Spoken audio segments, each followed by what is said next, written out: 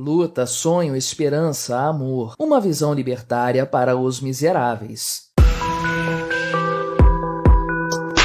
Este é o Visão Libertária, sua fonte de informações descentralizadas e distribuídas. Este artigo foi escrito por Amazônia Livre, revisado por Donda, narrado e produzido por mim, Quintessência.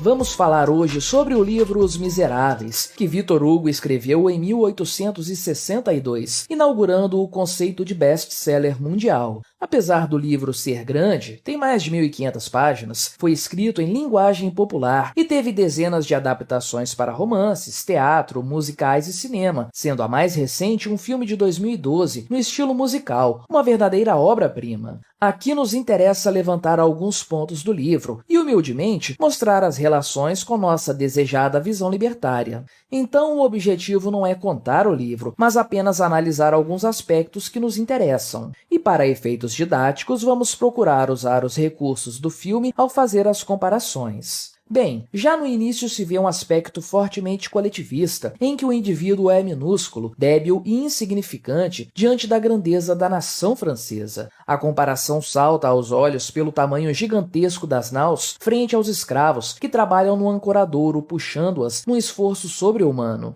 Essas pessoas, destituídas de humanidade e de individualidade, devem dar suporte à grandiosidade da França, ainda que isso lhes custe a saúde ou até mesmo a vida. Ao fim da cena, um preso é obrigado a carregar a bandeira da França que está no mastro pesadíssimo. Como não fazer uma analogia imediata entre o esforço imposto a cada pessoa humilde, a cada cidadão comum para carregar o país nas costas? Victor Hugo é tido como um crítico da situação socioeconômica e política da França de sua época e acertou em cheio ao pintar o inspetor Javert como representante do Estado francês. O policial é a personificação do juspositivismo, aplicando penas desumanas e desconsiderando completamente as circunstâncias. É o burocrata, é a lei escrita, fria, é rigor para os desafetos e subserviência para as autoridades estatais. Na obra, o autor leva a maioria dos personagens à completa miséria, explorando seus aspectos ao longo da trama.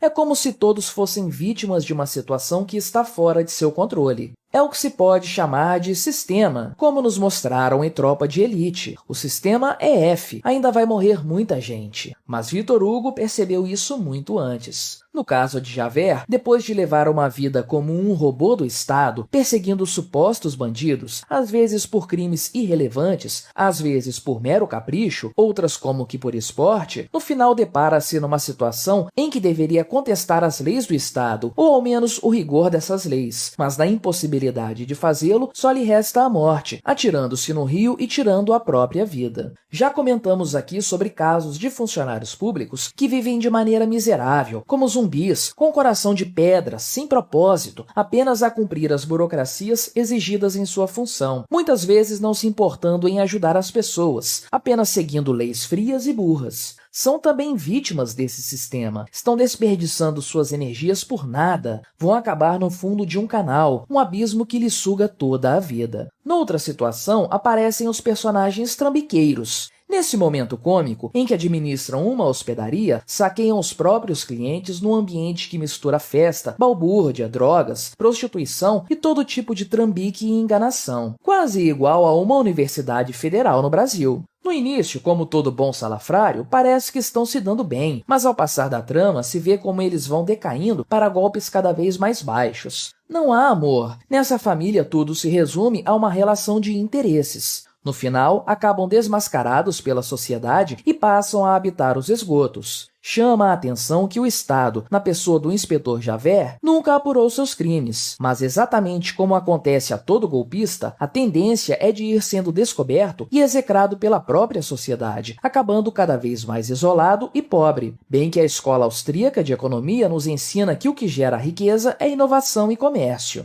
Noutra situação, há um destaque para um sistema de produção da época, que também teria sido criticado por Marx, no qual as costureiras trabalhavam em jornadas extenuantes, sob assédio moral e sexual de seus encarregados e por um salário de miséria. Ainda assim, não aparece nenhuma alternativa a isso, que obviamente seria voltar ao campo, algo que poderia ser ainda pior. O que se segue, sabemos, é que com o emprego de máquinas a partir da Revolução Industrial, a produtividade aumentou assustadoramente e só a partir daí as jornadas de trabalho diminuíram e os salários aumentaram. Ou seja, foi o capitalismo que resolveu esses problemas. Para o autor, a única entidade francesa que ainda guardava alguma humanidade era a Igreja Católica. Desde o início, os personagens encontram refúgio e compreensão em padres e conventos. Ali se escondem da perseguição estatal, ali encontram calor e alimento, sem julgamento, sem coerção. A Igreja Católica, mas na verdade qualquer igreja ou religião, tem o mérito de serem instituições voluntárias. Só participa quem quer, só doa dinheiro se quiser. Some-se a isso séculos de trabalho social em hospitais, aconselhamento filosófico e espiritual, tudo belo e moral. Já na personagem Fantine, se vê a força de uma mãe, que faz absolutamente de tudo para garantir sustento à sua filha. Demitida por não ceder às investidas sexuais de seu chefe, mas mesmo assim acusada por suas próprias colegas de trabalho que eram coniventes com a situação, acaba indo para a prostituição e no frio, fome e doenças do ambiente vem a falecer, deixando a guarda de sua filha com o personagem principal da obra, Jean Valjean, no que se vê um ótimo exemplo de transferência de guarda sem a presença do Estado. Aliás, o Estado perseguia Fantine e a teria prendido a partir de uma falsa denúncia, apartando-a de vez de sua filha, não fosse a atuação do próprio Jean Valjean. Bom, agora chegou a vez de analisar a ação dos revolucionários na conhecida Passagem das Barricadas, na Paris de 1832. Primeiro importa frisar que toda a organização dos jovens era voluntária. Havia como clubes de discussões, obviamente povoados por jovens descendentes de entes ricos da sociedade parisiense. Então foi meio que um movimento de maio de 1968, mas no século anterior. O problema é que partiram para a agressão. Além de invadir casas e apartamentos para lhes roubar a mobília, que era atirada na rua para servir de barricada, os revoltosos trocaram tiros com a polícia de Paris, sendo que vários morreram nessa ação. Como proto-comunistas, esses jovens revoltados queriam uma nova organização social inspirada nos valores batidos da Revolução Francesa de 1789, liberdade, igualdade e fraternidade. Obviamente, não tinham ideia de como fazer isso, mas sabe, né? Essa gente com vergonha de ser rica sem esforço, precisando de uma causa justa para se agarrar a fim de justificar a própria inglória existência. Além disso, depois da tal Revolução Francesa e da morte de milhares de pessoas, golpes, guilhotinas, traições, mais mortes, pobreza, mortes, aflição, insegurança, mais mortes e mortes, havia a percepção de que nada havia mudado na realidade do francês médio.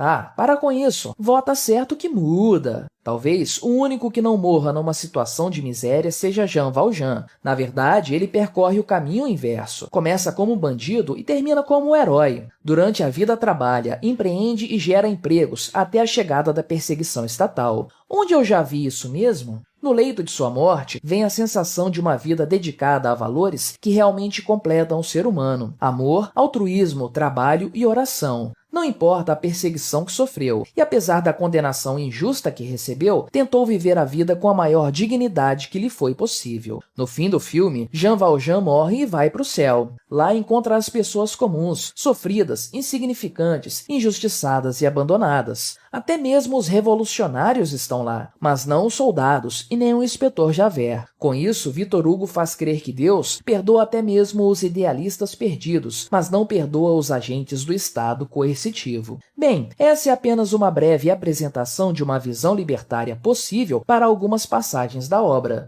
Victor Hugo é um gênio e expõe de maneira magistral as incongruências do governo francês e as contradições da sociedade da época. Pois é, depois essa mesma gente quer vir aqui na Amazônia dizer o que tenho que fazer. Ah, tenha paciência. Obrigado por sua audiência. Se você gostou deste vídeo, deixe o seu like e o compartilhe com aquele seu amigo esquerdista que ainda acredita no Estado. Se quiser ser notificado dos próximos vídeos, clique em se inscrever e depois no ícone da campainha. Até a próxima!